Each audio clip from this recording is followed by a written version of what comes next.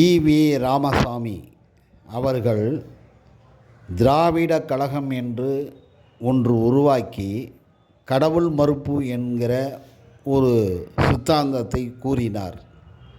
இந்த ஈ.வி. ராமசாமி அதற்கு முன்னவே சாவக மதம் என்கிற ஒரு மதம் இருந்தது. அந்த மதத்தினுடைய கோட்பாடே கடவுள் மறுப்பு கோட்பாடு.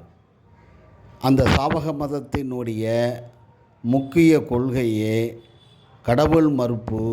2 தாரம் 3 தாரம் என்று கட்டிக்கொள்ளலாம்.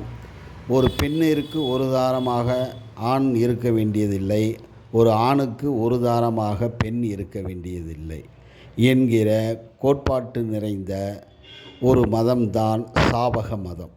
இந்த சாவக மதத்தின் கோட்பாட்டை தன்னுடைய கோட்பாடாக ஈ.வி. ராமசாமி எடுத்துரைத்தார்.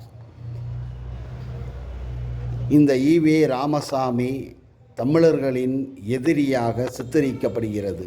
காரணம், ஐயனார் குலதெய்வமாகவும் 21 குலதெய்வ வழிபாட்டில் உள்ள தமிழர்களை இன்றைக்கு மடைமாற்றி அந்த வழிபாட்டையே செய்ய விடாமல் தடுத்தவர் இந்த ஈ.வி. ராமசாமி.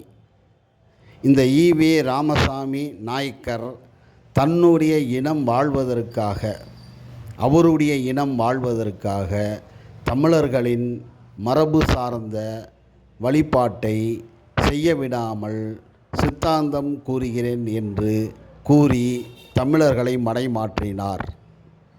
ஆகவே தமிழர்கள்தான் இங்கே ஏமாற்றப்பட்டார்கள். தமிழர்கள்தான் ஏமாளியாக இருந்தார்கள். அந்த தமிழர்கள்